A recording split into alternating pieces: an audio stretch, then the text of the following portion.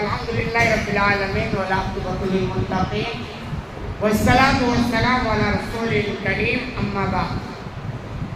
باتیں فرشتوں کے تذکرے کے تعلق سے چل رہی ہیں. حدیث نمبر ہے 3237 عن ابی ہریرہ رضی اللہ عنہ قال. ابو ہریرہ رضی اللہ عنہ سے روایت اور بیان کرتے ہیں قال رسول اللہ صلی اللہ علیہ وسلم کہ آپ صلی اللہ علیہ وسلم نے ارشاد فرمایا اذا دعا الرجل امرأته الى فراشه فابت، کہ جب آدمی اپنی عورت کو بستر کی طرف بلائے اور وہ عورت انکار کر دے، فباتا غضبان علیہ، اور آدمی غصے کی حالت میں رات گزار دے، لعنتها الملائکۃ حتی تصبح، تو صبح تک فرشتے اس پر لعنت بھیجتے رہتے ہیں. یہ تو حدیث ہوئی جو بہت مختصر ہے، مگر دیکھا جائے تو اپنے اندر معنوں کا ذخیرہ سموئے ہوئی ہے. اسلام ہمیشہ نیچر کی بات کرتا ہے. مرد و عورت کو اللہ نے ایسا بنایا ہے کہ دونوں ایک دوسرے کی طرف مائل ہوتی ہیں، لیکن یہ مائل ہونے کی جو کیفیت ہے وہ اللہ نے مردوں کے اندر زیادہ رکھی ہے، عورتوں کے اندر کم ہے. اسی بنیاد پر آپ دیکھیں گے کہ مردوں کے لیے 4 عورت تک نکاح کرنے کی پرمیشن ہے، عورت کے لیے نہیں، کیونکہ ان کے نیچر کے خلاف ہے. ان کے لیے تو ایک ہی شوہر بہت بڑا بوجھ ہوتا ہے.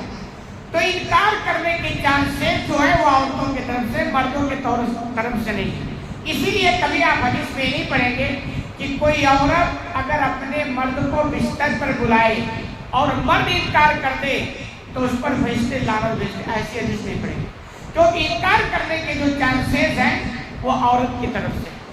پھر اگر دیکھا جائے بظاہر تو یار یہ کون سی بات ہوئی، عورت نہیں مائل ہو رہی ہے، مشکا پور نہیں بن رہا ہے اور وہ انکار کر دو، اتنی سخت ہوئی کہ صبح تک فرشتے لعنت بھیجتے رہتے ہیں. لیکن غور کریں، عمیق نگاہ سے دیکھیں تو بہت زبردست معنی سمجھ میں آتا. وہ یہ عورت کا یہ نیچر ہے کہ وہ کبھی بھی اپنے آدمی کے لیے دوسری عورت کو برداشت نہیں کر سکتی. یہ اس کی نیچر ہے. اگر غیرت لیس نہیں ہے، وہ مغرب والوں کو چھوڑ دو، وہ تو غیرت لیس ہیں. غیرت نام کے اندر کوئی چیز نہیں ہے. وہ سمجھتا ہے جیسے ہم مر رہے ہیں، اگر 2-4 گرل فرینڈ ہیں تو اگر ہماری بیوی کے 2-4 بوائے فرینڈ ہو جائیں تو کیا حرج ہے. تو وہ غیرت لیس ان کی زندگی، ان کی بات چھوڑ دی. ورنہ تھوڑی سی غیرت مند عورت تو اس کو برداشت نہیں کر سکتی ہے کہ اس کی آدمی کے زندگی میں اس کی طرح کوئی اور عورت ہو، اس کو برداشت نہیں. تو اسی چیز کا خیال کرتے ہوئے اسلام کہتا ہے کہ جب آدمی اپنی عورت کو بلائے تو اس کو انکار نہیں کرنا چاہیے. کیوں؟ انکار کرنے کے نتائج ہو سکتے ہیں کہ اس کا شوہر بگڑ سکتا ہے، وہ بدکاری کی طرف جا سکتا ہے، وہ زناکاری کی طرف جا سکتا ہے، غلط راستے پر وہ جا سکتا ہے. اسی لیے عورتوں کا آپ کی ذمہ داری کہ آپ انکار نہ کریں، کیونکہ آپ یہ چاہتے ہیں کہ آپ شوہر کسی دوسرے کی طرف تاک جھانک نہ کرے، تو آپ کی ذمہ داری بنتی ہے کہ آپ انکار نہ کریں. یہ نیچر ہے. اور دوسری بات یہ کہ اسلام کی بہت بڑی خوبیاں ہم مسلمانوں پر یہ سمجھیے اللہ کا احسان مانی کہ مسلمان بنایا. ورنہ ہر بگاڑ کے لیے اصلاح کے طور پر قانون سے نہیں ہو سکتا. یعنی ہر بگاڑ کو سدھارنے کے لیے قانون سے ہو جائے ایسا نہیں ہو سکتا. دنیا کے اندر کتنے بڑے بڑے قانون ہیں لیکن سدھار نام کی کوئی چیز نہیں. کیوں؟ اس لیے کہ آخرت کے تصور کے بغیر اصلاح ناممکن. اسی لیے اسلام کہتا ہے کہ اگر آپ عورت کو مرد کو ناراض کر کے سو گئی ہیں تو فرشتے صبح تک لعنت تم پر بھیجتے رہتے ہیں. اب اگر کوئی بھی عورت اگر اس کو آخرت پر بھروسہ، اللہ پر ایمان، فرشتوں پر ایمان، تو حقیقت میں اتنی بڑی جرات وہ نہیں کر سکتی. دنیا کے اندر کسی کے اندر یہ پاور ہے، اسلام کے علاوہ کسی کے اندر نہیں ہے.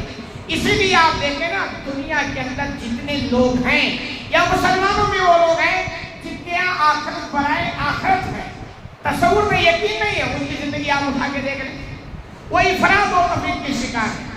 یا تو مرد پریشان ہے عورت سے یا عورت پریشان ہے مرد سے.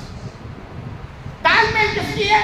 جس کے اندر آخرت کی فکر ہے، چاہے مرد ہو چاہے عورت. جس کو آخرت تصور ہو گئی، اس کی زندگی کے اندر آکر بیٹھ جائے گی، اس کی یہ سوچ بنے گی کہ میں کوئی بھی ایسا کام نہ کروں جس سے ہماری آخرت برباد ہو جائے، جس سے ہمیں جہنم میں جانا پڑے، یہ سوچ بنے گی تو آٹومیٹک اسلام ہو جائے گی۔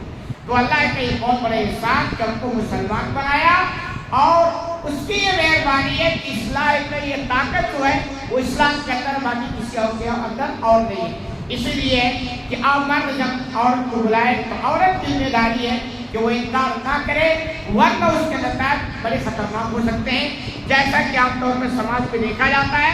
جو ہماری ماں بہنیں اس پر توجہ نہیں دیتی اور مرد کی اہمیت نہیں سمجھتی ہے، ان کے حکم کی نافرمانی کرتی ہے، تو اس کے نتائج بھی ان کے سامنے ہیں۔